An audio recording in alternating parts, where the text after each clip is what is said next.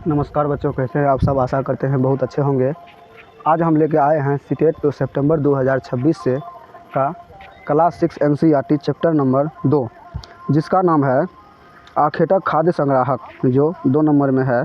आखेटक खाद्य संग्राहक भोजन उत्पादन तक। तो इसको हम अच्छे से आगे पढ़ेंगे और समझेंगे।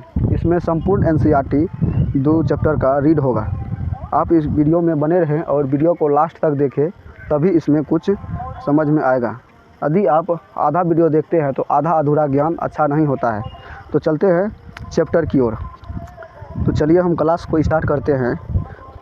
फर्स्ट है तुषार की रेल यात्रा। तुषार की रेल यात्रा। तुषार अपने एक रिश्तेदार की शादी में दिल्ली से चेन्नई जा रहा था। रेल में उसने खिड़की वाली सीट मिल गई, जहां से वह बाहर का नज़ारा देखने में मग्न हो गया। तेज दौड़ती गाड़ी से उसने देखा कि पेड़ पौधे, घर, खेत खलिहान बड़ी तेज़ी से पीछे की ओर छूटते चले जा रहे थे। तभी उसके चाचा ने उसके कंधे पर हाथ रख कर कहा, पता है, लोगों ने मात्र 150 साल पहले रेल से यात्रा करनी शुरू की थी। बस तो इसके कुछ दशक बाद आई। तुषार सोचने लगा कि जब लोगों के पास आने जाने के लिए तेज़ रफ्तार वाली सवारियां नहीं थी, तो क्या वे यात्रा ही नहीं करते थे? क्या वे अपनी सारी ज़िंदगी एक ही जगह पर बिता दिया करते थे? नहीं, ऐसी बात नहीं थी। अब आरंभिक मानव, आखिर वे इधर उधर क्यों घूमते थे? हम इन लोगों के बारे में जानते हैं जो इस महाद्वीप में 20 लाख साल पहले रहा करते थे। आज हम उन्हें आखेटक खाद्य संग्राहक के नाम से जानते हैं। भोजन का इंतजाम करने की विधि के आधार पर उन्हें इस नाम से पुकारा जाता है। आमतौर पर खाने के लिए वे जंगली जानवरों का शिकार करते थे, मछलियाँ और चिड़ियाँ पकड़ते थे, फल फूल, दाने, पौधे, पत्तियाँ इकट्ठा किया करते थे। आखेटक खाद्य संग्राहक समुदाय के लोग एक जगह से दूसरी जगह घूमते रहते थे। ऐसा करने के कई कारण थे। पहला कारण यह कि, अंडरलाइन कर देते हैं, क्या है पहला कारण यह कि अगर वे एक ही जगह पर ज़्यादा दिनों तक रहते तो आसपास के पौधों, फलों और जानवरों को खाकर समाप्त कर देते थे। इसीलिए और भोजन की तलाश में इन्हें दूसरी जगह पर जाना पड़ता था। दूसरा कारण यह कि जानवर अपने शिकार के लिए या फिर हिरन और मवेशी अपना चारा ढूंढने के लिए एक जगह से दूसरी जगह जाया करते हैं।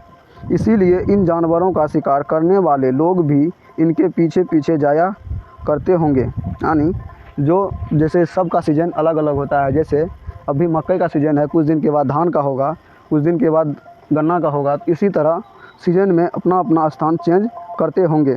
आखेटक खाद्य संग्राहक से भोजन उत्पाद तक चैप्टर का नाम है। तीसरा, क्या था, जूम कर देते हैं, आपको भी अच्छा होगा। तीसरा कारण यह कि पेड़ और पौधों में फल फूल अलग अलग मौसम, वही बोले ना, फल फूल अलग अलग मौसम में आते हैं। इसीलिए लोग उनकी तलाश में उपयुक्त मौसम के अनुसार अन्य इलाकों में घूमते रहेंगे। और चौथा कारण यह है कि पानी के बिना किसी भी प्राणी या पेड़ पौधों का जीवित रहना संभव नहीं होता और पानी झीलों, झरनों तथा नदियों में ही मिलता है। यद्यपि कई नदियों और झीलों का पानी कभी नहीं सूखता। कुछ झीलों और नदियों में पानी बारिश के बाद ही मिल पाता है। इसीलिए ऐसी झीलों और नदियों के किनारे बसे लोगों को सूखे मौसम में पानी की तलाश में इधर उधर जाना पड़ता होगा। आरंभिक मानव के बारे में जानकारी कैसे मिलती है? पुरातत्वविदों को कुछ ऐसी वस्तुएं मिली हैं जिनका निर्माण और उपयोग आखेटक खाद्य संग्राहक किया करते थे। यह संभव है कि लोगों ने अपने काम के लिए पत्थरों, लकड़ियों और हड्डियों के औजारों बनाए हो। इनमें से पत्थरों के औजारों आज भी बचे हैं। इनमें से कुछ औजारों का उपयोग फल फूल काटने, हड्डियां और मांस काटने तथा पैरों की छाल और जानवरों की छाल उतारने के लिए किया जाता था। कुछ के साथ हड्डियां या लकड़ियां के मुट्ठे लगाकर भले और बांस जैसे हथियार बनाए जाते थे। कुछ औजारों से लकड़ियां काटी जाती थी। लकड़ियां का उपयोग ईंधन के साथ झोपड़ियां और औजार बनाने के लिए भी किया जाता था। अब पत्थर, यह पत्थर नोकीला है, इससे चाम काटने के लिए प्रयोग किया करते थे। पत्थर के औजारों का उपयोग बाएं इंसान के खाने योग्य जड़ों और खोदने के लिए किया जाता था और दाएं ओर का पत्थर जानवरों की खाल से बने वस्त्रों को सिलने के लिए किया जाता था। जो ज़्यादा नुकीला होगा उससे सिलने के लिए काम किया जाता होगा और जो ज़्यादा नुकीला नहीं होगा उससे काटने के लिए। रहने की जगह निर्धारित करना। मानचित्र 2 को देखो लाल त्रिकोण वाले स्थान के पुरास्थल हैं जहां पर आखेटक खाद्य संग्राहकों के होने के प्रमाण मिले हैं। इनके अलावा भी और कई स्थानों पर आखेटक खाद्य संग्राहक रहते थे। मानचित्र में सिर्फ कुछ गिने चुने स्थान ही चिन्हित किए गए हैं। कई पुरास्थल नदियां और झीलों के किनारे पाए गए हैं। इसमें मानचित्र हैं जिसमें जहाँ देखिए मानचित्र का स्टडी करते हैं। बुर्ज होम, उसके बाद मेहरगढ़ जो अभी पाकिस्तान में पड़ता है, आगे यह बुर्ज होम अफ़गानिस्तान में पड़ता है, और आगे भीमबेटका, महागढ़ा, कोहिलवा, चिरांद, गंगा नदी और कोलकाता, दार्जिलिंग हेडिंग, और यहाँ पे क्या है मुंबई, गोदावरी नदी, इनाम गांव, कृष्णा नदी, हुगली नदी, कुल्लूर गुफाएं, ब्रह्मगिरी, पांडेपल्ली और कावेरी नदी। इसमें देखिए यहाँ पे चिन्हित किया गया है, थोड़ा और जूम कर देते हैं। हाँ, संकेत पुरापाषाणिक पुरास्थल ट्रायंगल रेड से बना हुआ है और नवपाषाणिक पुरास्थल ब्लू से है और महापाषाणिक पुरास्थल ग्रीन से और आरंभिक गांव ब्लू से और आधुनिक नगर सितार से बना हुआ है। नेक्स्ट चलते हैं आगे। चलिए क्या है, चूँकि पत्थर के उपकरण बहुत महत्वपूर्ण थे इसीलिए लोग ऐसी जगह ढूंढते रहते थे जहां अच्छे पत्थर मिल सके। भीमबेटका आधुनिक मध्य प्रदेश यानी मध्य प्रदेश MP में पड़ता है। इस पुरास्थल पर गुफाएं व कंदराएं मिली हैं। लोग इन गुफाओं में इसलिए रहते थे गुफाओं में क्योंकि यहाँ उन्हें बारिश, धूप और हवाओं से राहत मिलती थी। ये गुफाएं नर्मदा नदी घाटी के पास हैं। क्या तुम बता सकते हो कि रहने के लिए लोगों ने यह जगह क्यों चुनी होगी? शैल चित्रकला, इनमें हमें क्या पता चलता है? एक शैल चित्रकला, इस चित्र के बारे में बताओ। जिन गुफाओं में लोग रहते थे उनमें से कुछ ही दीवारों पर चित्र मिले हैं। इनमें कुछ सुंदर उदाहरण मध्य प्रदेश और दक्षिणी उत्तर प्रदेश की गुफाओं से मिले चित्र हैं। इसमें जंगली जानवरों का बड़ी कुशलता से सजीव चित्रण किया गया है। आगे यही वह गुफा है, देख लीजिए आगे। पुरास्थल उस स्थल को कहते हैं जहां औजार, बर्तन और इमारत जैसी वस्तुओं के अवशेष मिलते हैं। ऐसी वस्तुओं का निर्माण लोगों ने अपने काम के लिए किया था और बाद में वे उन्हें वहीं छोड़ गए। ये ज़मीन के ऊपर, अंदर, कभी कभी समुद्र और नदी के तल में भी पाए जाते हैं। इन पुरास्थलों के बारे में आपको अगले अध्याय में बताया जाएगा। आग की खोज, मानचित्र 2 में कुरनूल गुफा ढूंढो, पृष्ठ 13 में है। यहाँ राख के अवशेष मिले हैं। इसका मतलब यह है कि आरंभिक लोग आग जलाना सीख गए थे। आग का इस्तेमाल कई कार्यों के लिए किया गया होगा, जैसे कि प्रकाश के लिए, मांस भूनने के लिए और ख़तरनाक जानवरों को दूर आदि भगाने के लिए किया होगा। आज हम आग का उपयोग किस लिए करते हैं? नाम और तिथियाँ क्या है?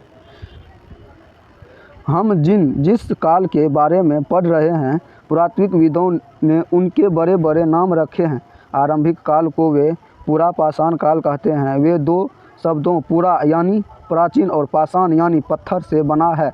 यह नाम पुरा स्थलों से प्राप्त पत्थर के औजारों के महत्व को बताया है। पुरा पाषाण काल 20 लाख साल पहले से 12,000 साल पहले के दौरान माना जाता है। इस काल को भी 3 भागों में विभाजित किया गया है, आरंभिक, मध्य एवं उत्तर पुरा पाषाण काल। यही जो हेडिंग दिया होता है बुक में, यही मेन है। इसी में से ज़्यादा क्वेश्चन बनता है, तो इसको ध्यान से सुने। ठीक है, आगे। एक उत्तर पुरा पाषाण काल युग मानव इतिहास की लगभग 99% कहानी इसी काल के दौरान घटित हुई। जिस काल में हमें पर्यावरणीय बदलाव मिले हैं उसे मेसोलिथ यानी मध्य पाषाण युग कहते हैं। इसका समय लगभग 12,000 साल से लेकर 10,000 साल पहले तक माना गया है। इस काल के पाषाण औजार आमतौर पर बहुत छोटे होते थे। इन्हें माइक्रोलिप्स यानी लघु पाषाण काल कहा जाता है। प्रायः इन औजारों में हड्डियां या लकड़ियों के मुट्ठे लगे हंसिया और आरी जैसे औजार मिलते थे। साथ साथ पुरा पाषाण युग वाले औजार भी इस दौरान बनाए जाते रहे। आगे, अगले युग की शुरुआत लगभग 10,000 साल से होती है। इन नव पाषाण युग कहा जाता है। नव पाषाण का क्या मतलब होता होगा? हमें कुछ स्थानों के नाम दिए हैं। अगले अध्याय में तुम्हें ऐसे अनेक नाम मिलेंगे। अक्सर हम पुराने स्थानों के लिए उन नामों का प्रयोग करते हैं जो आज प्रचलित है, क्योंकि हमें ज्ञात नहीं है कि उस काल में उनके क्या नाम रहे होंगे। आगे क्या है? बदलती जलवायु यानी बदलती मौसम के बारे में बता रहा है। क्या है? बदलती जलवायु। लगभग 12,000 साल पहले दुनिया की जलवायु में बदलाव आए और गर्मी बढ़ने लगी। इससे परिणाम स्वरूप कई क्षेत्रों में घास वाले मैदान बनने लगे। इससे हिरन, बाघ, सिंह, भेड़, बकरी और गाय जैसे उन जानवरों की संख्या बढ़ी जो घास खाकर जिंदा रह सकते हैं। जो लोग इन जानवरों का शिकार करते थे वे भी इनके पीछे आए और इनके खाने पीने की आदतों और प्रजनन के समय की जानकारी हासिल करने लगे। हो सकता है कि तब लोग इन जानवरों को पकड़कर अपनी ज़रूरत के अनुसार पालने की बात सोचने लगे हो। साथ ही इस काल में मछली भी भोजन का महत्वपूर्ण स्रोत बन गई। खेती और पशुपालन की शुरुआत। इसी दौरान उपमहाद्वीप के विभिन्न इलाकों में गेहूं, जौ और धान जैसे अनाज प्राकृतिक रूप से उगने लगे। मछली मूल स्रोत आदमी का कैसे बना, इस पे सवाल आता है। जैसे मानव खाद्य संग्राहक आखेटक थे, तो अक्सर कोई भी मवेशी है तो उसके लिए पानी ज़रूरत है और घास चारा भी ज़रूरत है। तो ओबियसली वो नदी के किनारे ही बसता होगा। नदी के किनारे है तो उसमें मछली होती है, इसीलिए मछली मुख्य स्रोत हो गई। मछली मार के खाते थे, इसीलिए मछली को मुख्य स्रोत माना जा रहा है भोजन के लिए। इसी दौरान उपमहाद्वीप के विभिन्न इलाकों में गेहूं, जौ और धान जैसे अनाज प्राकृतिक रूप से उगने लगे थे। शायद महिलाओं, पुरुषों और बच्चों ने इन अनाजों को भोजन के लिए बटोरना शुरू कर दिया होगा। साथ ही वे यह भी सीखने लगे होंगे कि यह अनाज कहाँ उगते थे और कब पककर तैयार होते थे। ऐसा करते करते लोगों ने इन अनाजों को खुद पैदा करना सीख लिया होगा। इस प्रकार धीरे धीरे वे कृषक बन गए होंगे। इसी तरह लोगों ने अपने घरों के आसपास चारा रखकर जानवरों को आकर्षित कर उन्हें पालतू बनाया होगा। सबसे पहले जिस जंगली जानवर को पालतू बनाया गया वह कुत्ते का जंगली पूर्वज था। धीरे धीरे लोग भेड़, बकरी, गाय और सूअर जैसे जानवरों को अपने घरों के नज़दीक आने को उत्साहित करने लगे। ऐसे जानवर झुंड में रहते थे। और एक आपको ज़रूरी सूचना बताने जा रहे हैं जिससे हमको कोई लाभ नहीं है, पर आपको इससे बहुत ही ज़्यादा फायदा है। इस चैप्टर को आप अंत तक पढ़ें। और एक अड्डा 24/7 में पढ़ाते हैं सन्नी सर। सन्नी सर का एक प्लेलिस्ट है जो है फिल्टर सीरीज 2.0। इसमें जाएं और इसमें जैसे एक चैप्टर आज पढ़ें तो एक चैप्टर का आप उसमें सन्नी सर के साथ रिवीजन कर लें। इससे आपको बहुत ही ज़्यादा फ़ायदा होगा। हम भी पढ़ाई करते हैं तो इसी तरह करते हैं, एक चैप्टर पढ़े और उससे जाके हम अपना पढ़ाई को पूरा किए और अपना देखे हम क्या मालूम हुआ, हमको क्या मालूम नहीं हुआ। तो ऐसे ही बोल रहे थे। तो इस सनी सर का एक वीडियो है, उसको ज़रूर देखें। SST बाय सनी सर लिखिएगा तो उसका आएगा। इसी तरह लोग अपने घरों के आसपास रखकर आकर्षित कर रहे पालतू बनाया होगा। बस सबसे पहले जिन जंगली जानवर को पालतू बनाया गया वह कुत्ते का जंगली पूर्वज था। धीरे धीरे लोग भेड़, बकरी, गाय और सूअर जैसे जानवरों को अपने घरों के नज़दीक आने को उत्साहित करने लगे। ऐसे जानवर झुंड में रहते थे और ज़्यादातर घास खाते थे। अक्सर लोग अन्य जंगली जानवरों के आकर्षण से उनकी सुरक्षा किया करते थे और इस तरह धीरे धीरे वे पशुपालक बन गए, कृषक बन गए और मछली पालन तो नहीं करते थे, तो नदी से मछली का मुख्य स्रोत हो गया जीवन जीने के लिए। आगे, क्या आप बता सकती हो कि सबसे पहले कुत्तों को ही पालतू क्यों बनाया गया? सबसे बचने की प्रक्रिया। आगे, कुत्तों को बनाने का मेन मकसद होगा कि अदर जो खतरनाक जानवर होगा उससे बचाने के लिए। जैसे कहीं पे सो रहा है तो कुत्ता रखता है, तो अभी भी अपना लोग कुत्ता रखते हैं, किस लिए? दूसरे कोई आए घर में चोरी करने के लिए या कोई जानवर आए तो उस पर भौंकता है, तो भौंकने से हल्ला होता है, तो उसका जो मालिक है वो जग कर उसे देखता है आखिर क्या हुआ, तो इसीलिए उसको रखा करते होंगे। तो आगे चलते हैं, पढ़ते हैं क्या है। लोगों द्वारा पौधे उगाने और जानवरों की देखभाल करने को बचने की प्रक्रिया का नाम दिया गया है। अपनाए गए ये पौधे तथा जानवर अक्सर जंगली पौधों तथा जानवरों से भिन्न होते हैं। इसकी वजह यह है कि बचने की प्रक्रिया की दिशा में अपनाए गए पौधों या जानवरों का लोग चयन करते हैं। उदाहरण इसका है के तौर पर लोग उन्हीं पौधों तथा जानवरों का चयन करते हैं जिनके बीमार होने की संभावना कम हो। यही नहीं, लोग उन्हीं पौधों को चुनते हैं जिससे बड़े दाने वाले अनाज पैदा होते हैं। साथ ही उनकी मजबूत डंडे अनाज के पके दानों के भार को संभाल सके। ऐसे पौधों के बीजों को संभाल कर रखा जाता है ताकि फिर वे उगाने के लिए उसके गुण सुरक्षित रह सके। उन्हीं जानवरों को आगे प्रजनन के लिए चुना जाता है जो आमतौर पर अहिंसक होते हैं। अहिंसक मतलब जो खतरनाक जानवर नहीं होते हैं। फर्स्ट टाइम में कोई समझा ना, मुझे मान लो शेर पाल लिया, शेर जंगली है, उसको कुछ मालूम ही नहीं, तो खा जाएगा जानवर आदमी को। तो अहिंसक यानी जो हिंसा ना करता हो जानवरों को। तथा पौधे से धीरे धीरे भिन्न होते गए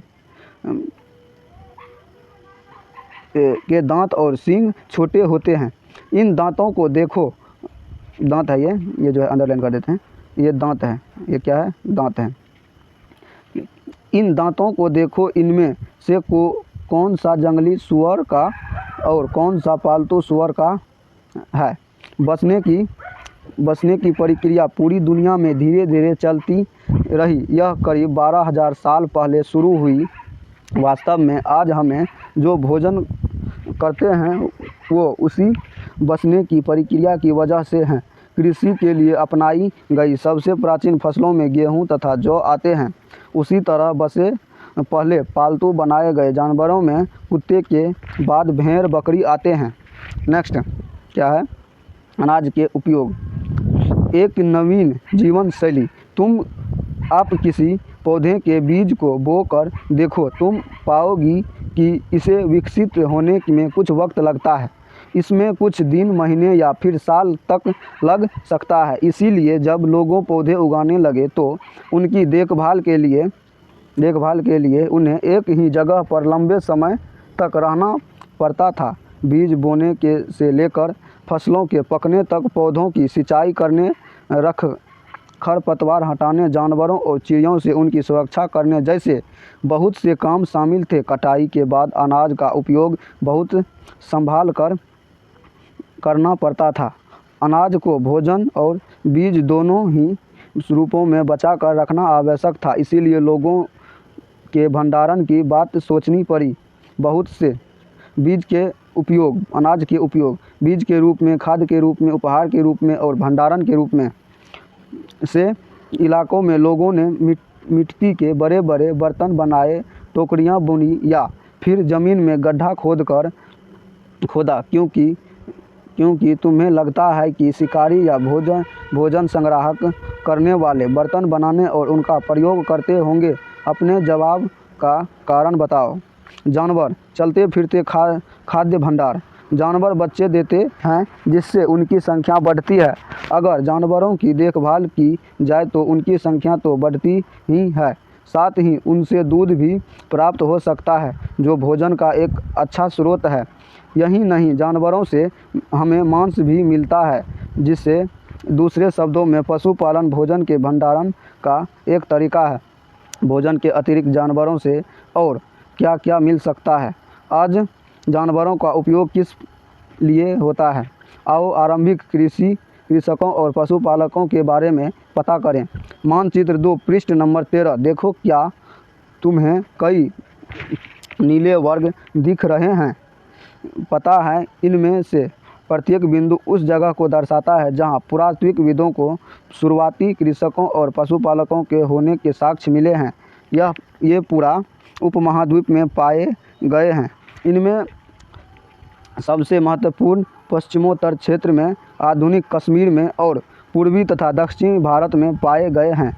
वास्तव में ये निश्चित स्थान कृषकों और पशुपालकों की बस्तियां थी या नहीं, इसे जांचने के लिए वैज्ञानिक खुदाई में मिले पौधों और पशुओं की हड्डियों के नमूनों का अध्ययन करते हैं। इनमें से सबसे रोचक जलते हुए अनाज के दानों के अवशेष हैं। ऐसा लगता है कि ये गलती से या फिर जानबूझकर जलाए गए होंगे। वैज्ञानिक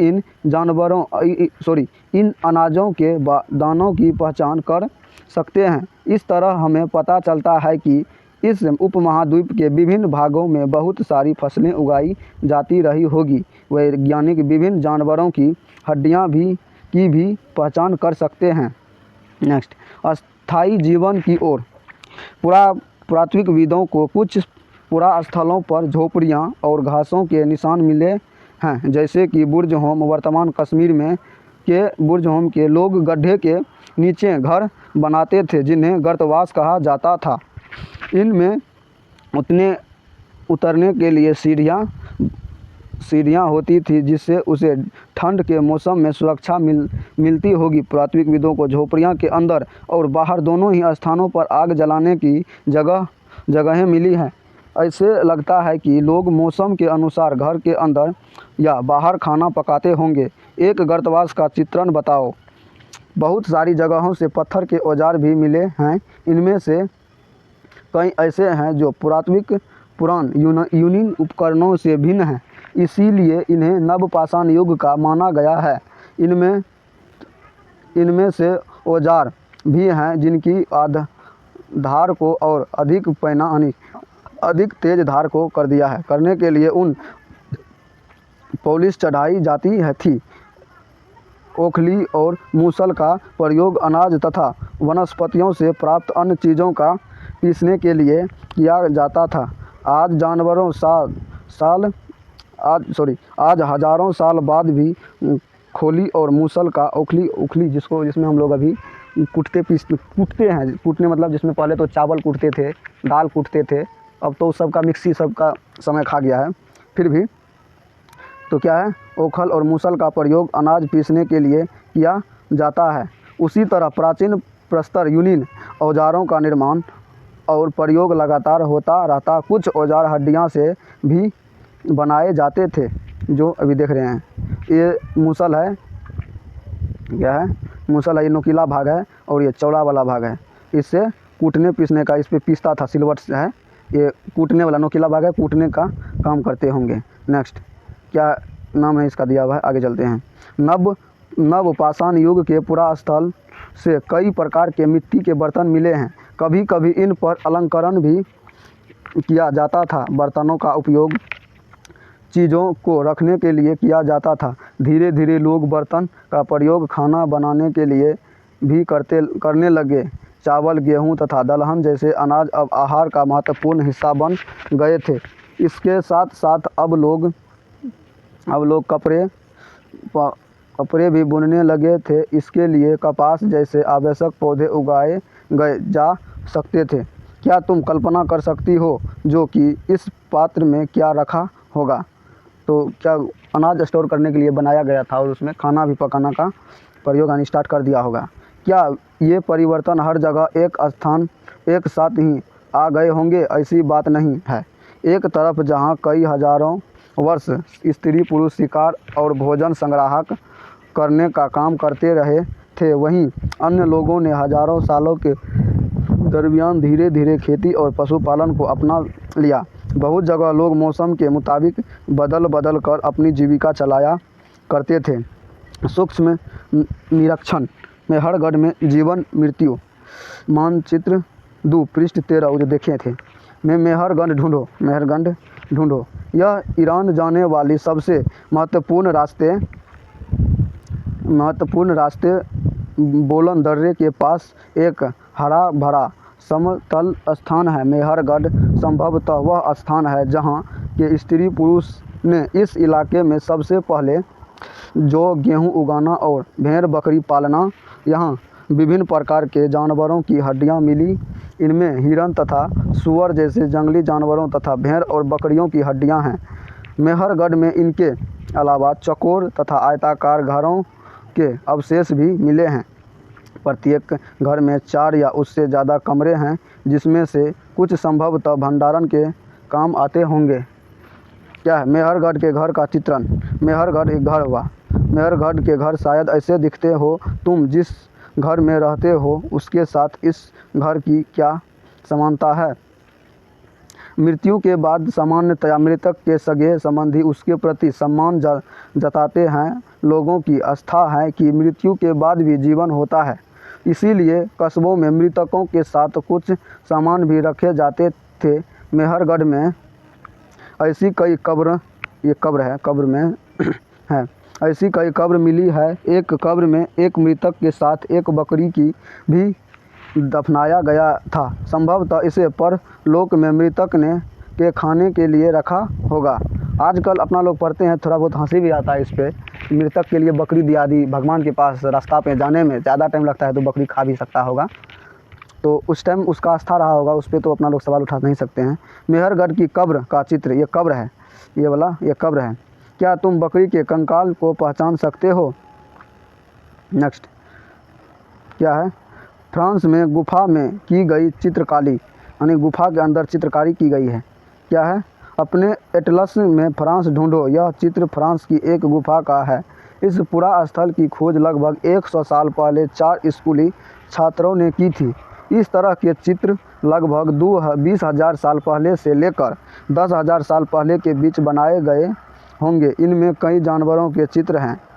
इनमें जंगली घोड़े, गाय, भैंस, घोड़ा, रेड डियर, बारहसिंग और सूअर को गहरे चमकीले रंगों से चित्रित किया गया है। इन रंगों को लौह अयस्क और चारकोल यानी कोयला जैसे खनिज पदार्थों से बनाया जाता था। यह संभव है कि इन चित्रों को उत्सवों के अवसर पर बनाया जाता था या फिर उन्हें शिकारियों द्वारा शिकार पर निकलने से पहले कुछ अनुष्ठान के लिए बनाया गया होगा।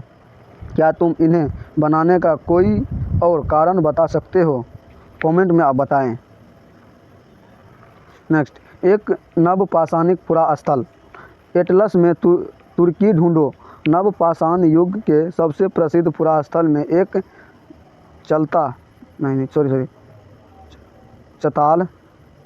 चतालहल्युग तुर्की में है। यहाँ दूर दराज स्थानों से कई चीज़ें लाई जाती थी और उनका उपयोग किया जाता था, जैसे सीरिया से लाया गया चकमक पत्थर, लाल सागर की कोरियाँ तथा भूमध्य सागर की सीप जिससे मोती निकलता है। ध्यान रहे कि उस समय तक पहिए वाले वाहन का निर्माण नहीं हुआ था। लोग सामान खुद या जानवरों की पीठ पर लाद कर ले जाया करते थे। बताओ, कोरियाँ तथा सीपियाँ का क्या उपयोग होता होगा? उपयोग शब्द आखेटक, खाद्य संग्राहक, पुरास्थल, उपयोग स्थान, आवासीय स्थल, पुरास्थल, मध्य स्थल, लघु पाषाण, कृषक, पशुपालक, नव पाषाण युग, कब्र। कल्पना करो, तुम आज से 12,000 साल पहले पत्थर की एक गुफा में रहते हो। पृष्ठ 14 पर देखो, तुम्हारे मामा गुफा की एक भीतरी दीवार पर चित्र बना रहे हैं और तुम उनकी सहायता करना चाहते हो। तुम रंग बनाओगे, रेखाएं खींचोगे या फिर उनमें रंग भरोगे। तुम्हारे मामा तुम्हें कौन कौन सी कहानियाँ सुनाएंगे। आओ, यह वीडियो आज के लिए इतना ही। मिलते हैं नेक्स्ट वीडियो में। जय हिंद। बाकी वीडियो आपको कैसा लगा आप कमेंट में ज़रूर बताएं। नेक्स्ट चैप्टर आगे क्लास में बताएंगे। और यदि अच्छा लगा हो तो प्लीज़ चैनल को सब्सक्राइब करें और बेल आइकन को दबाना ना भूलें। यदि वीडियो में कोई त्रुटि हो रहा है तो आप कमेंट में बताएं और हम सही करेंगे, क्योंकि गलती इंसान से ही होता है। तो गलती को सुधारना ही हमारा काम है, इंसान का काम है। तो आज के लिए जय हिंद।